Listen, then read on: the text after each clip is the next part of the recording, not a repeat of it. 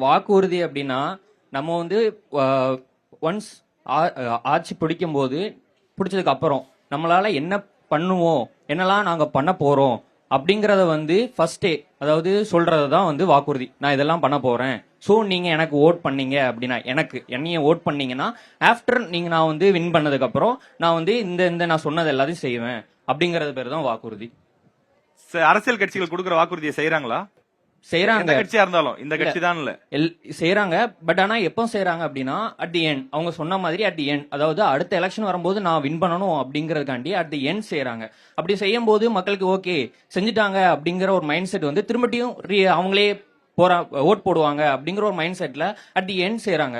So first அவங்க வந்ததுக்கு அப்புறம் ஒரு 3 இயர்ஸ் வந்து ஒண்ணுமே இல்லை. அப்பனா அந்த 3 இயர்ஸ் என்ன பண்ண முடியும் நாங்க எங்களால? ஸோ அதுதான். நீங்க ஒரு எம்எல்ஏ இருக்கீங்க, கொடுக்கிற வாக்குறுதிகளை செய்வீங்களா மாட்டீங்களா? என்னென்ன வாக்குறுதிகள் செயல்படுத்த முடியுமாறியான கொடுப்பீங்க? Okay sir. ஸோ என்னால என்ன கேபபிள்னு பார்ப்பேன் ஃபர்ஸ்ட். ஸோ திருநெல்வேலிக்கு என்ன தேவை, திருநெல்வேலிக்கு என்ன செஞ்சு கொடுப்பீங்க நீங்க எம்எல்ஏ ஆனா, அமைச்சரானா? சார் ஃபர்ஸ்ட் வந்து தாமிரபரணி வந்து டேர்ட்டி ஆயிட்டே இருக்கு வர வர. ஸோ அதுக்கு ஒரு பியூரிஃபிகேஷன் சிஸ்டம், ஒரு ப்ராப்பர் சிஸ்டம் வந்து நான் ஃப்ரேம் பண்ணுவேன் நான் வந்து வந்தேன் அப்படின்னா.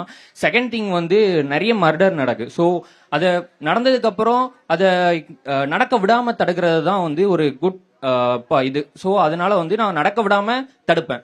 செகண்ட் பாயிண்ட் இது நான் வந்தேன் அப்படின்னா. சூப்பர். ஸ்ட்ராங்கா சொல்லியிருக்காரு. விஷ்ணுக்கு ஒரு பெரிய கிளாப்ஸ் கொடுக்கலாமா? ரொம்ப நல்லா நடக்கக்கூடிய பேசியிருக்காரு. அடிப்படை பிரச்சனைகள் என்னன்றதை உணர்ந்து வாக்குறுதியை கொடுக்கிறாரு.